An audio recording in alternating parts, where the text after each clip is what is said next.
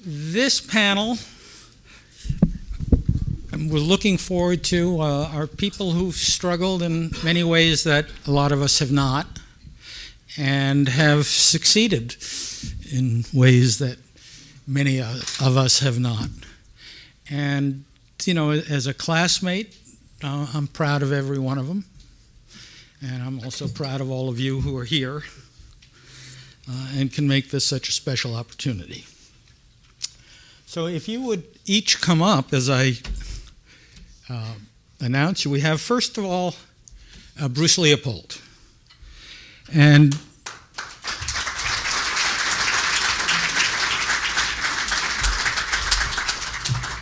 Bruce was a philosophy major here. And there are several of them, I guess, in the room probably. But he went on, philosophy obviously led to medicine at the University of Pennsylvania, and then to a residency in psychiatry at Johns Hopkins. He apparently, I learned from his wife, spent a lot of time with Dick Cheney on the Green River in Wyoming. Not with him. No.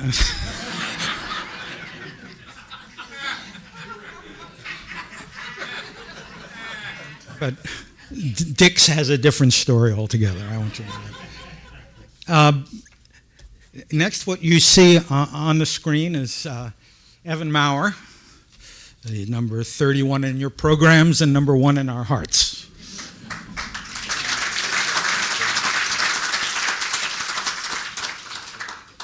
Evan is the only person who has more honorary degrees than ailments. 16 honorary degrees, 22 different things wrong with him, but he's still a sweetheart, and we love him, and a very distinguished career in the arts, with a particular specialty in Indian arts. And one of his illnesses came from dealing with some Indian blankets.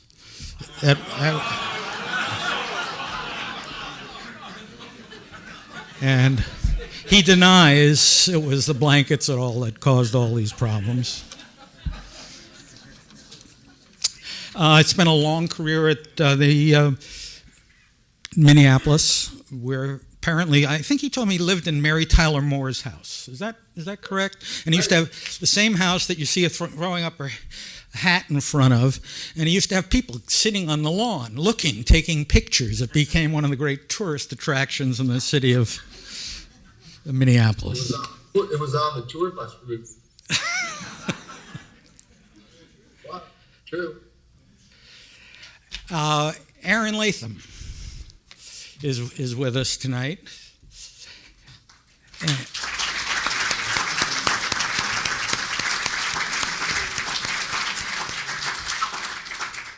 And he's another one of our doctors on this panel. He's got his doctorate in English Lit at Princeton after Amherst, and has written for every major publication, I think, in the country. And he and Tom Plate, when they were seniors, wrote a book called Where the Boys Are, which was a sensation. Everybody thought it was written by women, but of course it was Plate and Latham, who, depending on what you think, but... motorcycle with a guitar on my back. Most of you know the movie Urban Cowboy, which was a great success, and Evan fell off one of the bronching bowls, I think, at one point, which also contributed to his issues. Also, with Aaron is now working on a musical version of Electric Kool-Aid Acid Test, which I think is fascinating because, you know, that was one of the beginnings of new journalism, and he's trying something called new dramatism, and they're thinking of casting it with a black lead and with a lot of hip-hop music. So I think it's going to really be terrific. John Vine.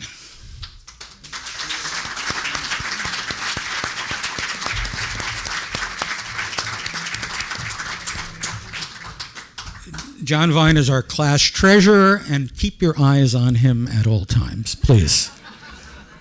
Apparently he's walking around with a lot of cash But John, thank you for joining us. John has been an attorney and a lawyer for most of his career, which God knows what comes next, but he's argued cases in front of the Supreme Court. He's also tried to convince me of things as well. So Supreme Court, he says, is much simpler.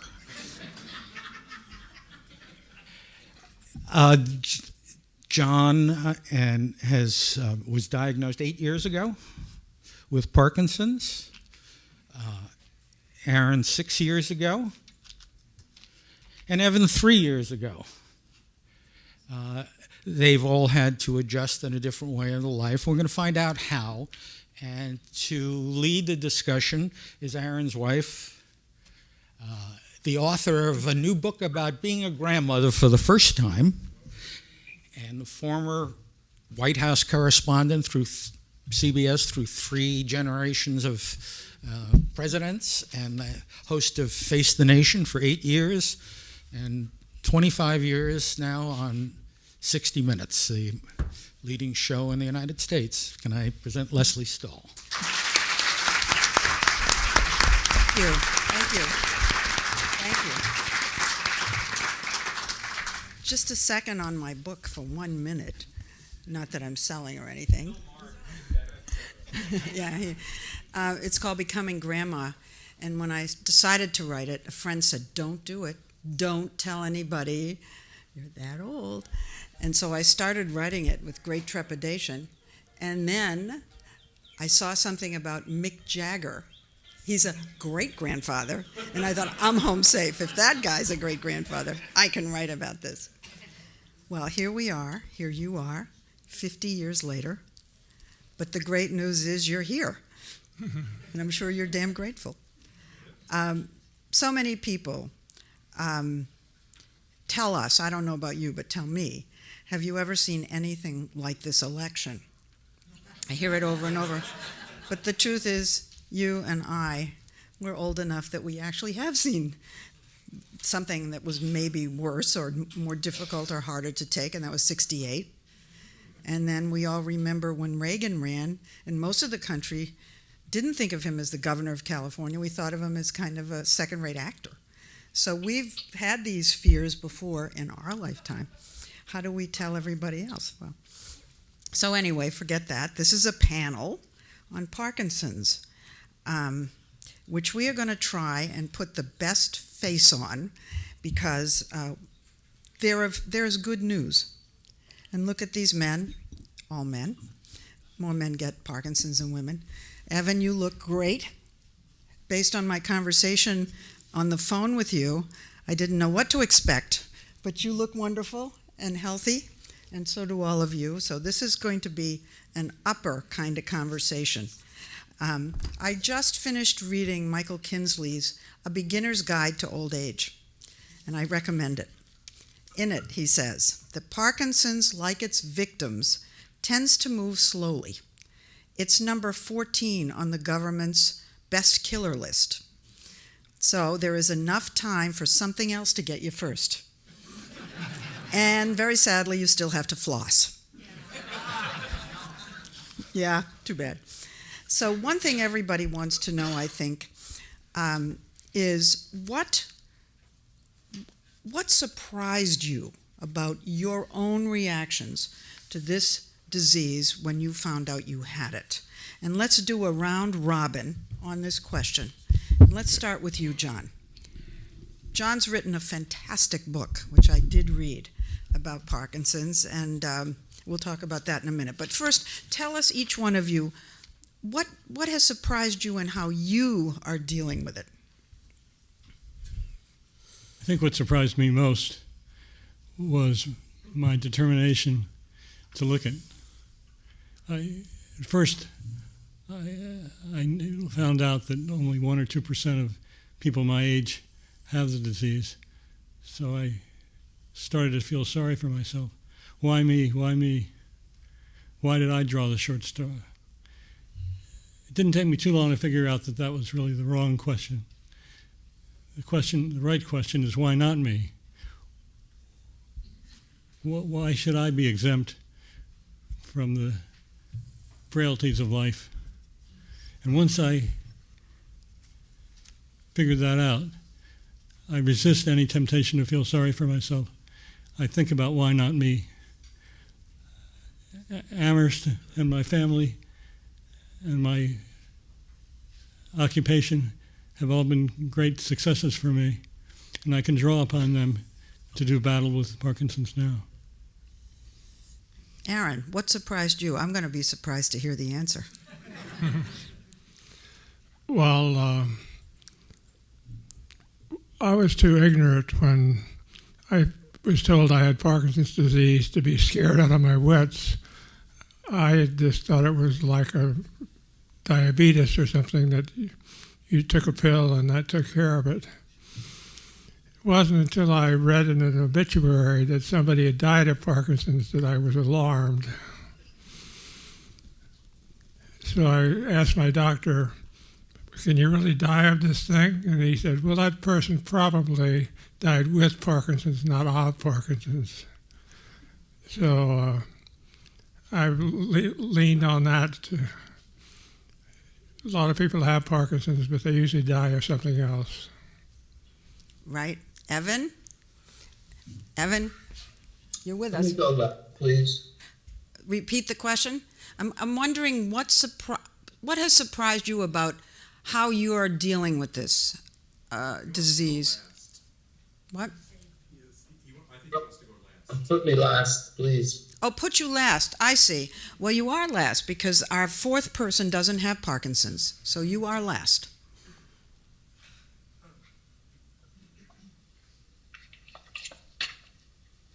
You want me to speak? Yes. Will you tell us what has surprised you about yourself having this disease? It's complicated.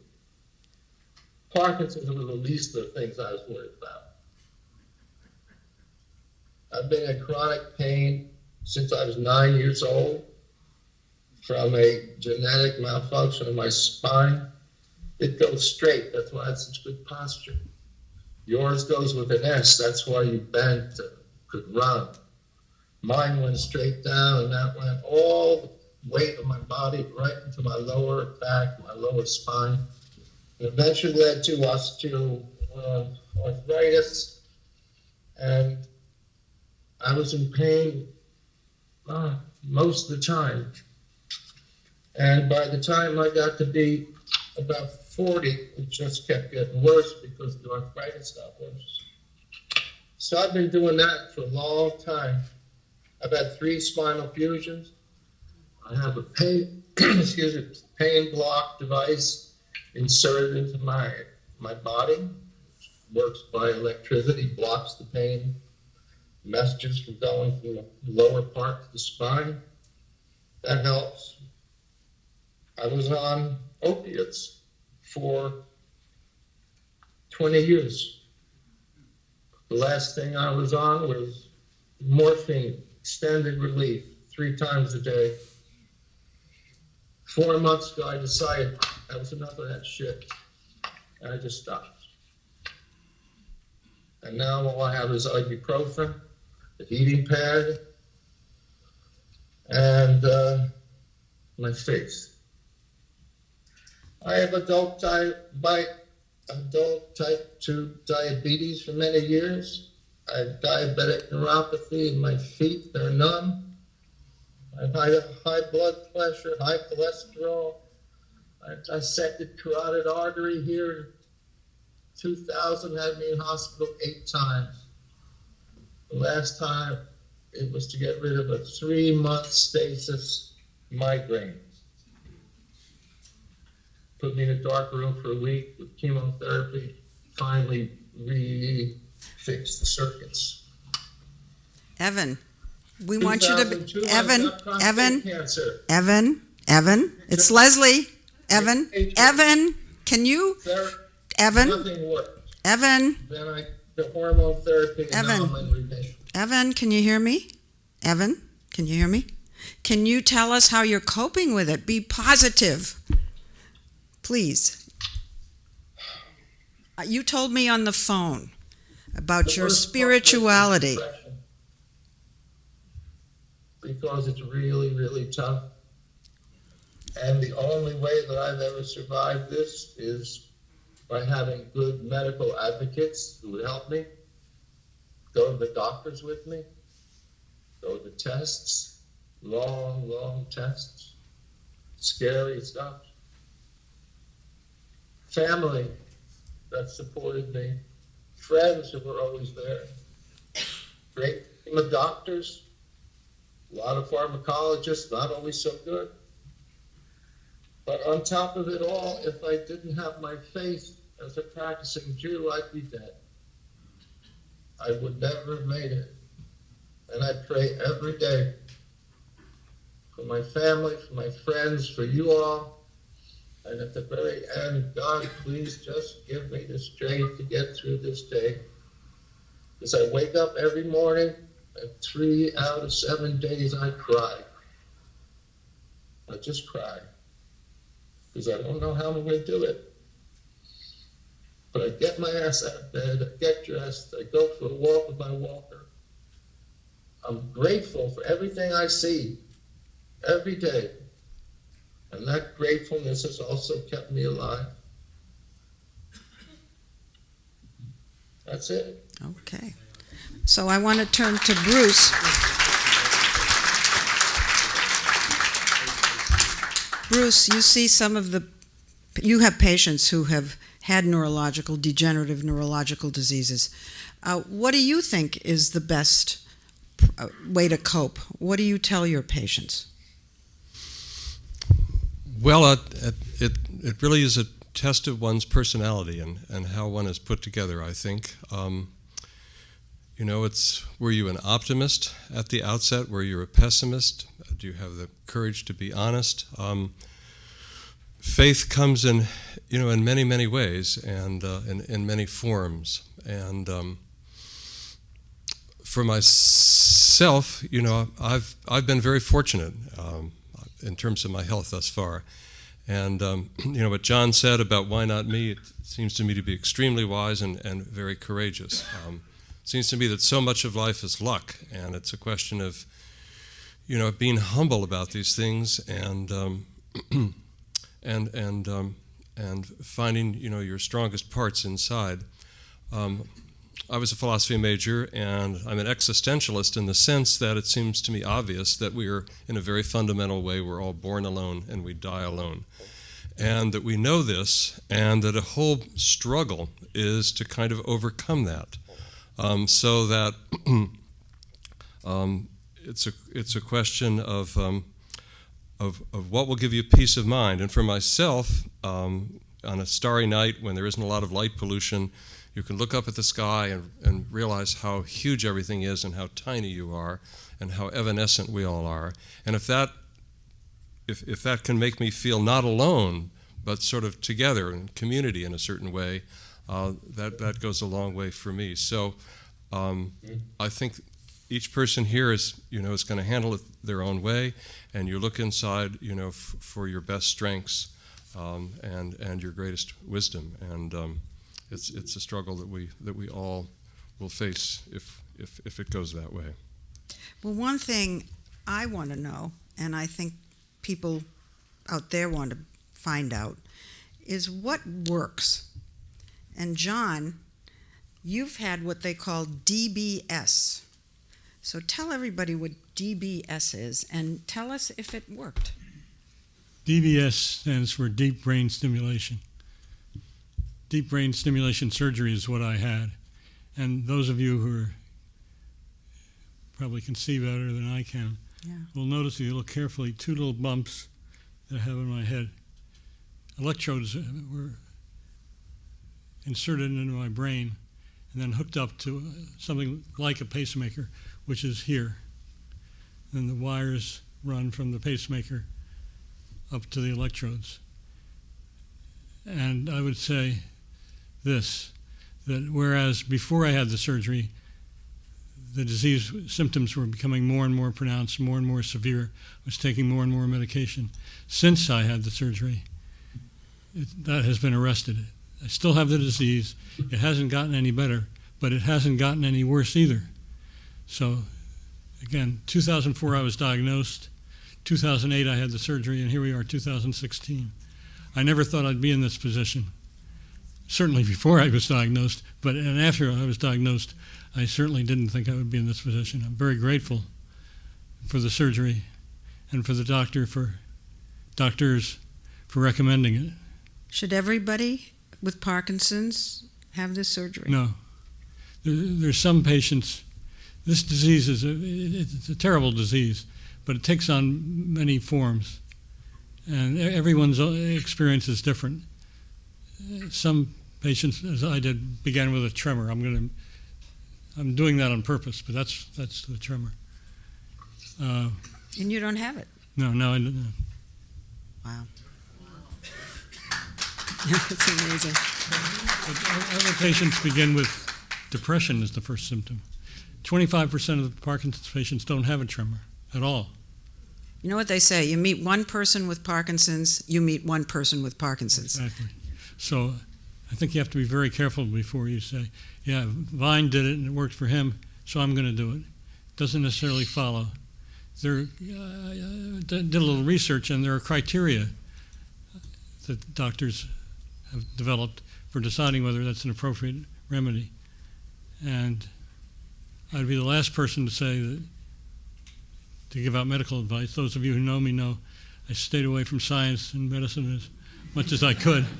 Oh, but your book is full of it. That's one of the reasons it's so good. That's what my brothers tell me. Oh, you're full of it.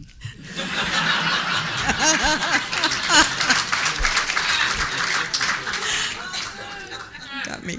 But I say it's certainly worth considering, but I would not recommend it for all Parkinson's patients. Aaron, I know exactly what you've been doing. The first thing you've been doing is boxing. So tell us about why you think boxing has helped you so much. Well, Parkinson's makes you smaller. It shrinks you. Your voice gets smaller, littler. You stoop over sometimes, so you're smaller. You walk slower. You feel marginalized. Then one day you slip on some boxing gloves, and somebody said, when I put on my boxing gloves for the first time, somebody said, "How do you feel now?" And I said, "Dangerous." The first time I felt dangerous, probably in my life. But boxing gloves are big. You got these great, huge hands. So your boxing pumps you up, whereas Parkinson's shrinks you. Also, it gives you the sense of fighting back, literally pounding the bejesus out of Parkinson's every day. I think it's one of the best exercises for the arms. And the arms and hands are something that Parkinson's loves to attack. So when I'm boxing, I write better. I handwrite better. Being a writer, I don't know if I write better, but I handwrite better. And besides, we do it as a community. There's about 40 of us who work out together. 40 of us with Parkinson's. With Parkinson's. And everybody's gotten better, and you want to get better than the other guy. Yeah, and out of that has come a camaraderie. And also, for instance, we're going to put on a play in our boxing gym. We're going to put on Golden Boy, the world's greatest boxing play in the world's greatest boxing gym, Gleason's in New York City. You asked Michael J. Fox to come and act in it, and? So as soon as I got to feeling better after boxing, things started happening. I revived my musical on the electric Kool-Aid acid test. Somebody came along and asked me to direct this Golden Boy by Clifford Odets. So boxing is my main defense right now. Well, you have one other, and you haven't ever talked about this. You wrote about this, but you are on a medication, kind of an experimental medication. Do you want to talk about it? The pill is called nilotinib, and it is chemo for leukemia.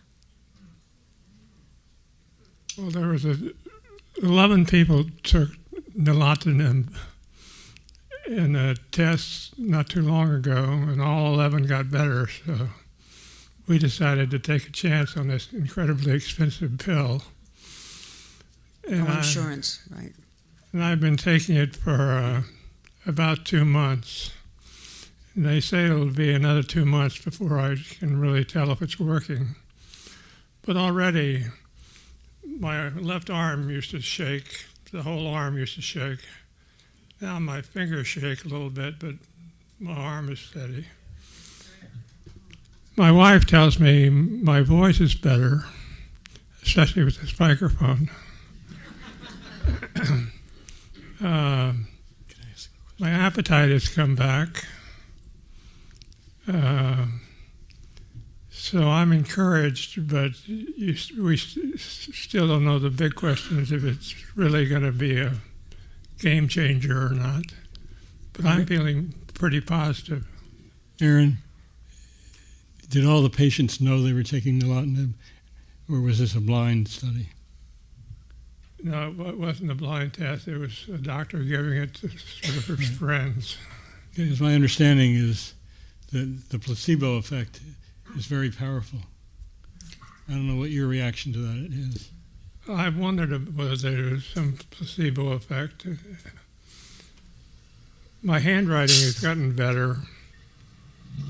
When I first started taking nilotinib, I couldn't box for 8 weeks. So my handwriting got terrible again, but now I'm back to boxing and back to taking this new drug. And one or the other of them is making my handwriting better. My reaction is if that's placebo effect, bring it on. Yeah, right. So Let's bottle it. Aaron, was that drug Neurontin? it's nilotinib, and it is a chemo for leukemia. And a doctor decided that, having looked at the mechanism, that it should work for Parkinson's. And he wrote it up in a medical journal, said that all the patients he gave it to improved, some dramatically, some a little. And we then tried to get it. Boy, I'll tell you, that was hard. It took about 3 months to find a doctor who would give it to Aaron. Most of the doctors said I was too healthy to be given this miracle drug. Yeah, they want to wait until you can't move, and then they'll give it to you. And we found a doctor who thought that was crazy, which it is. So, Evan, can you tell us something that you have tried that works for you, or is there something you've tried that works for you? Evan? Oh, excuse me.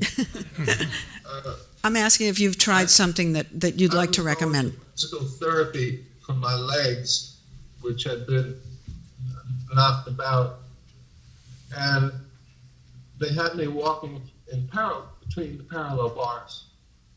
And one day I couldn't walk. I just couldn't make it.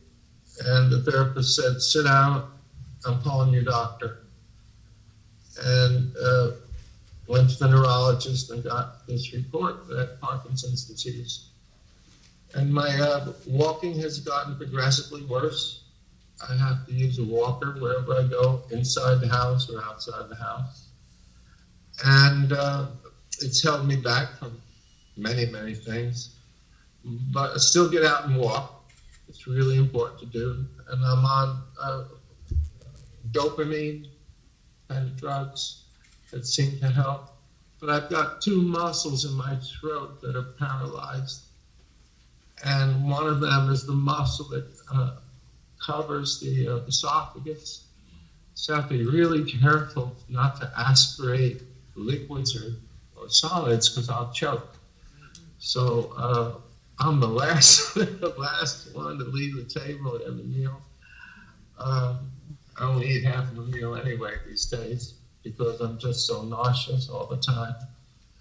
But it's going slowly, and for that I'm grateful. What made it worse, though, was a month and a half ago I got chronic vertigo,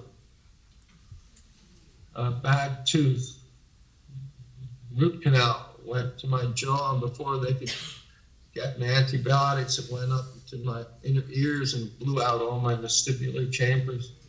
So I have now chronic vertigo. And since my feet don't work because of diabetic neuropathy, the only thing I have is my eyes. And that's made it harder to walk with the Parkinson's too. And so that's just another to deal with. But you know, Evan, Well, you can deal with it every day. You can do it. Evan, You just smile and say, I can do this. I'm going to get better. And all of my friends up there on the panel, they know that. I'll box with you anytime.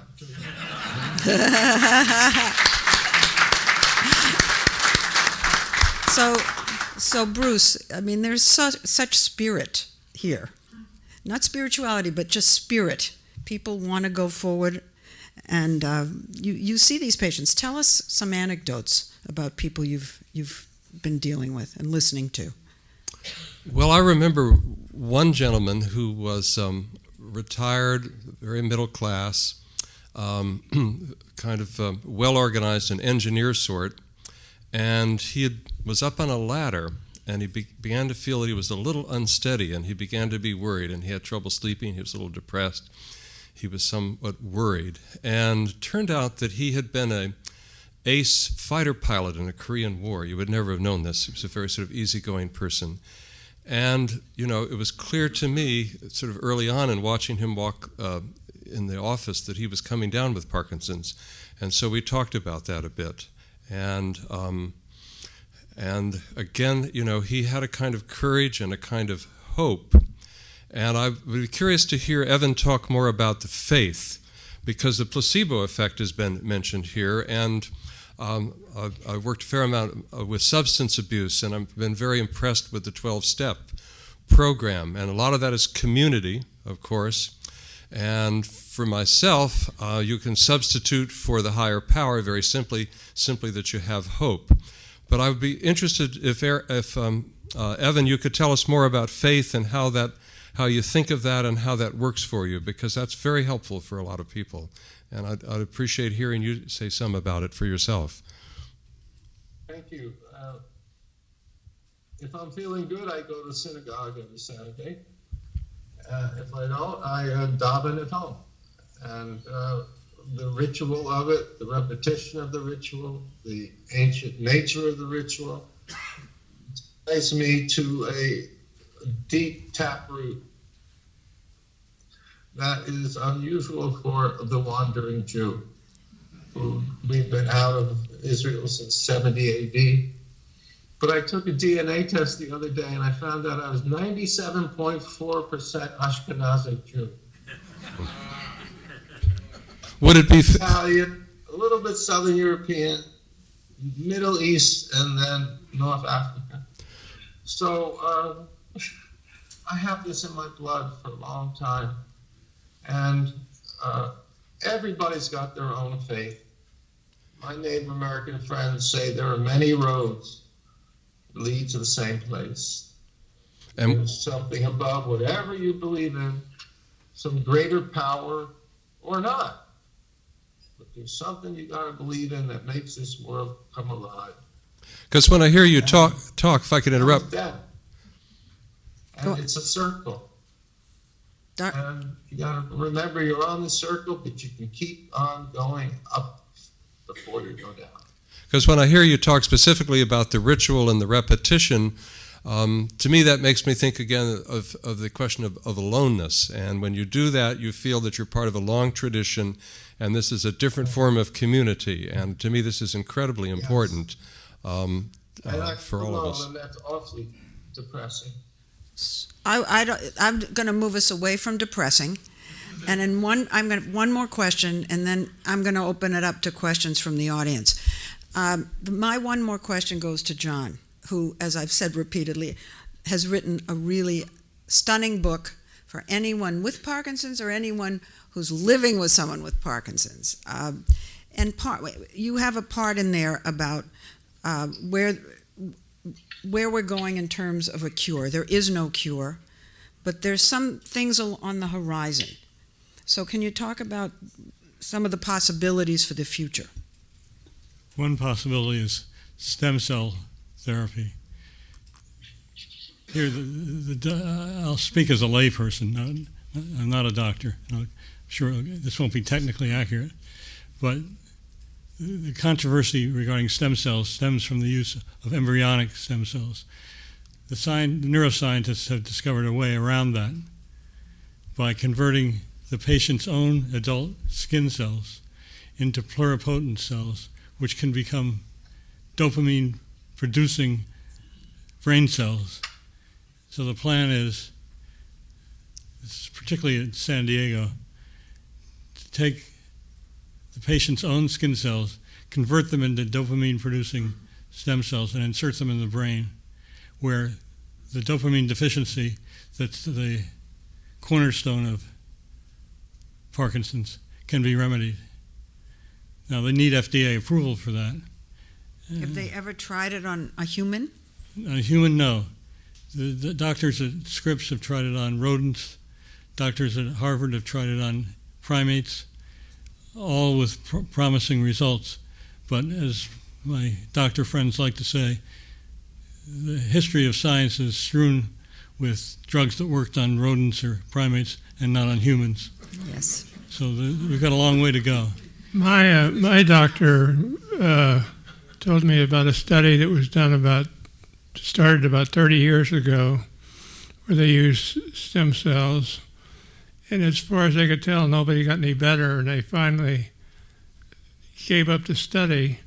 Somebody picked it up 30 years later and found out the people didn't get better, but they lived twice as long. So there is some... Yeah, there's definitely hope there. Nilotinib is another one of the therapies on the horizon. Dr. Pagan at Georgetown has been applying that, and that's probably how you got the idea of using it. Well, he's the one that did the study on 11 or 12, and he's now devising a real study where it's blind, and there'll be placebo and control groups, and he's going to try and go for FDA approval, which would be wonderful because then you could have insurance for this medication, because cancer drugs, I don't know if you know how expensive cancer drugs are. I mean, we're talking more than $200,000 a year for cancer drugs in this country. It's another issue. But anyway. And there are other drugs that doctors have some hope for, but nothing near term. I would like to invite the audience to ask questions right up here. Hi. Holler out. Hi. My name is Elliot. Good to see you all again. So I once read an article about someone who had Parkinsonism who chelated the heavy metals from their body, in particular mercury, arsenic. What does chelated mean? Chelation means it's a process where a substance combines with a heavy metal, and heavy metal is excreted from the body, either through the urine or the feces, but without having its potency in it. So that, anyway, these heavy metals were chelated, and the person's Parkinsonism was relieved. Have any of you ever heard of the connection between Parkinsonism and heavy metals in the body? I've never heard of it. We have the expert here, believe me. Do you ever hear of it? I've never heard of it. Doctors say they don't know what causes Parkinson's, a combination of genetic and environmental factors. It's what they'll say, but that means it's a fancy way of saying we don't know what causes it.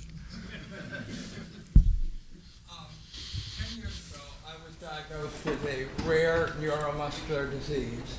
And the neurologist who delivered the diagnosis suggested that in 10 years there would probably be a cure. A grade school friend of mine was diagnosed in her 40s with Parkinson's. And the neurologist told her that in 10 years there would probably be a cure. What I want to know is this the standard palliative that they give with the diagnosis? Well, they certainly give it for cancer, I'll tell you that. You know, the worst instrument in the black bag is the crystal ball. It doesn't work, okay? You said it earlier, Lesley. You said that if you met one patient with Parkinson's, you've met one patient. As a doctor, I can tell you that that's true for cancer. It's true for many different diseases, that each patient we're learning is unique. Now, if you've got a therapy that you're trying by anecdote and it seems to be working for you, all well and good. I'm glad you found something that seems to help you. But the number one driver of the excessive cost of medicine in America is the overutilization of useless therapies or even dangerous therapies. So you also need to be an advocate not only for yourself, but to get these therapies that seem to have prospects into clinical trials. Because we really have to find out, one, does it really work in a controlled, rigorous setting? And who are the patients specifically for whom it works? And you can only do that in the setting of a robust clinical trial. The problem is the FDA doesn't have the resources to test all the good drugs that are potentially out there, nor does the industry. That's part of the problem. Well, here's the other problem about waiting to join a test like that, because Aaron could have joined Pagan's. You don't know if they're going to give you the placebo. And when you have a degenerative disease, you don't want to wait. So that's a problem. The way to handle that, Lesley, is to have an escape clause, where if you go a certain amount of time without showing any benefit, you cross over into an active treatment arm. So there are ways to deal with that. Well, I'm going to come to you in 1 second. You know, I'm on the college live. Oh my God. In the study that was done, in Dr. Pagan's study, where everybody got better, when he finished the study, the pills were taken away from the participants, and Novartis, the company, wouldn't give it back to them for anything less than the full price of over $200,000 a year. So the cost of these drugs, I mean, you talk about the morality of what goes on with that. But go ahead, someone up there. Yeah. I was just going to say in response to the question about 10 years out, I would say that most biomedical researchers tend to be optimists. They're skeptics, but they also tend to be optimists, and the way they work, they tend to see a pathway to where they want to go, and generally underestimate the complexity of the process. But I think those tend to be optimistic statements. Right. Well, as we've seen, yes. I have 2 questions. One is, does stress make the symptoms of Parkinson's worse? And if that's true, do any of you do meditation? And is that helpful at all? And then the second thing is, I work with kids with ADHD, and recently we had a speaker come who said that there seems to be much fewer cases of Parkinson's and Alzheimer's with people who have ADHD as kids. And have you heard anything about that? We have to turn to our expert. I have an answer to your first question, but I forget what the question was. Stress. Stress. And meditation. There's no doubt that stress, I'll speak first from personal experience, makes my tremor worse. Apparently doctors disagree as to whether stress has any long-term effect. Some people say avoid stress at all costs. Others say it's the disease is going to do what it's going to do without regard to stress. So that's apparently a question that scientists debate. ADHD I have no view on and no knowledge about. Meditation? Mm-hmm. I guess I'd say the same thing I said about stress. Yeah. Some people find it useful, others say it's hooey. Evan, do you have something to say about yoga or meditation? I found that meditation is very helpful. Calms me down, focuses me, allows me to get a handle on what's happening, so I don't fight it as much as try to work with it. And it makes my walk a little easier. And I find it to be helpful. I've also been through various Native American modalities and sweats and various other smudging and various other prayer forms out on the North Plains reservations where I have family. And I found those to be successful too. It's all what you believe.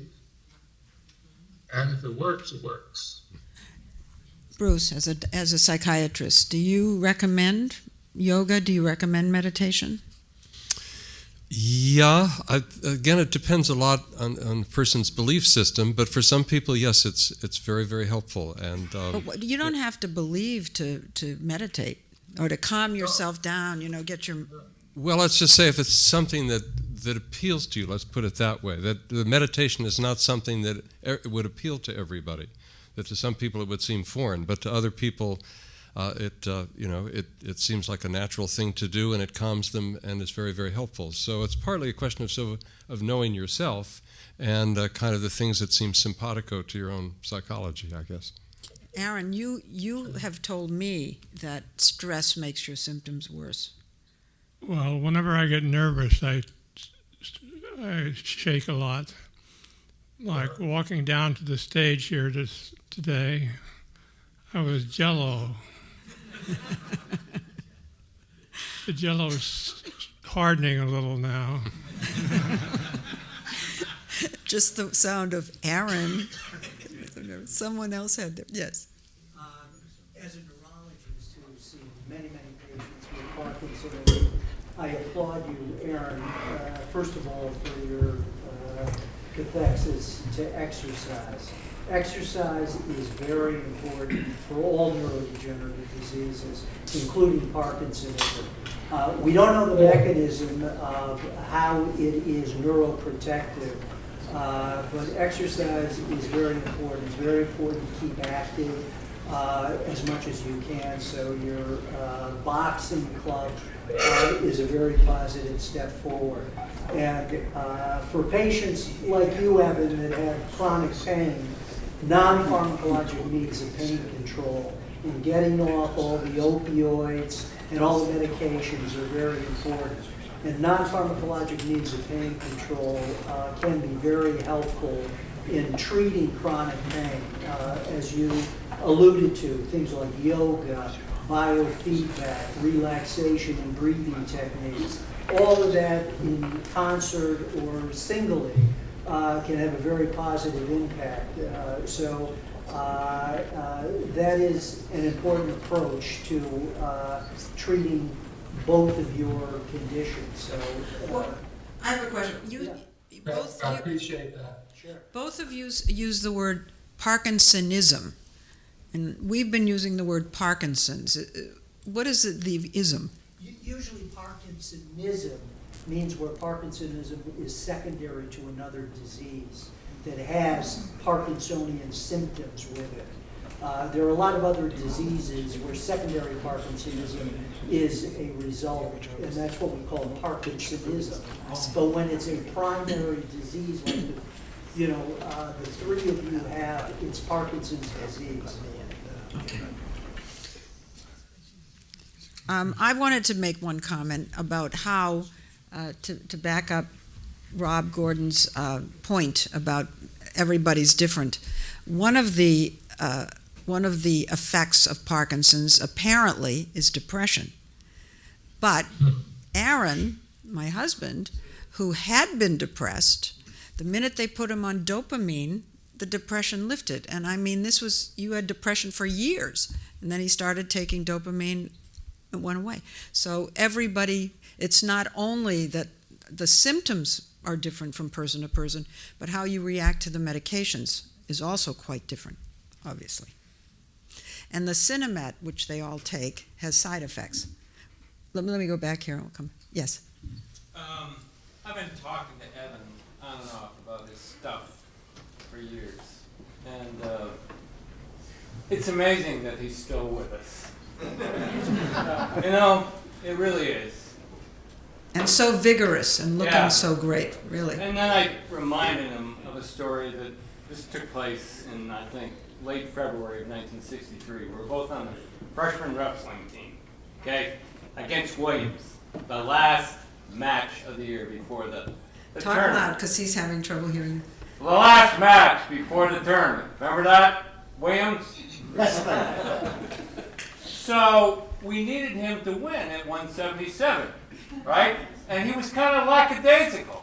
So I'm in front of him and warming him up, and I said, and I hear the ref say, 30 seconds, gentlemen! So he's still like, lethargic. So I hauled off him. I'm 147, he's 177. I slap him across the face as hard as I can. And he looks like he wants to kill me, right? I said, don't kill me! Kill that guy out there. He goes and pins the kid in 11 seconds.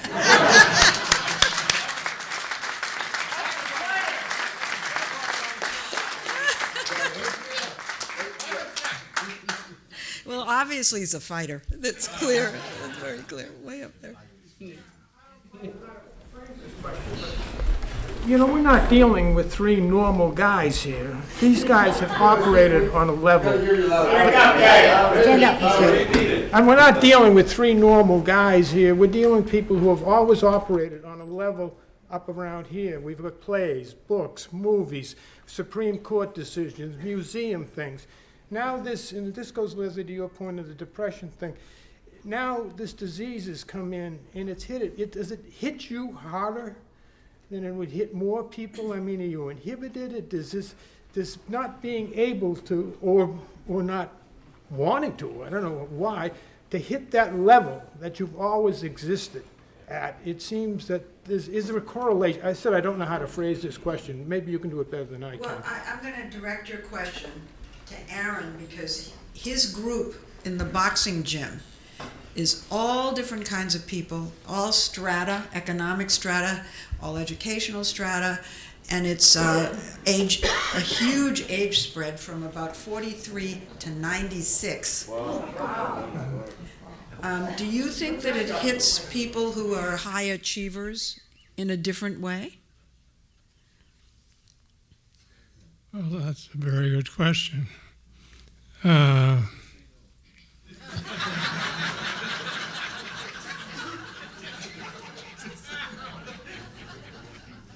get back to you when I know the answer. Well, I'm gonna answer you, because I've not only go to the gym. I did a story on this boxing group, and I remember a school teacher in the group who I think has achieved the most success in the whole group, and he's a school teacher, but he's not written a play, and he's not done a piece of artwork like Evans that he's displayed for us. It's so fabulous. Or it didn't work at Covington and Burling, and he's a real fighter. I'm dyslexic too, I'm sorry.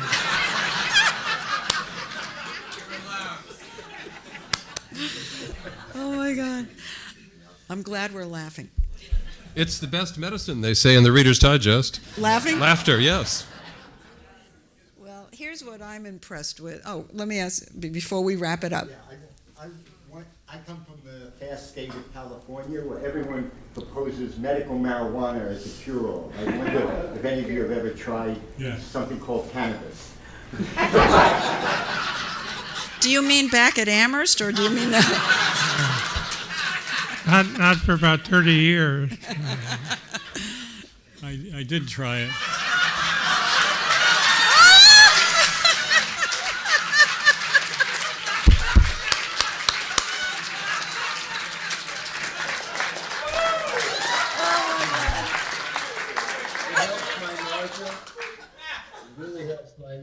I can't eat food. I drink a lot of those Enfamil things because my stomach is so bad.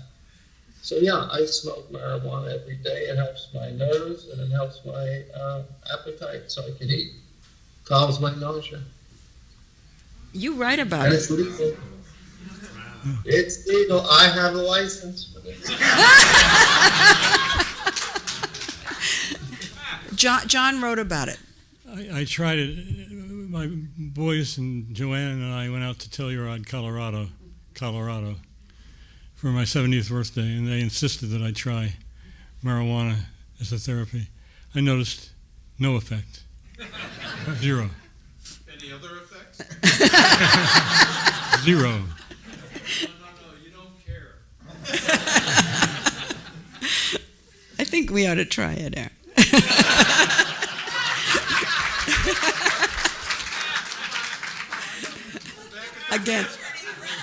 Again. But will we inhale? Well, I think we're going to wrap it up.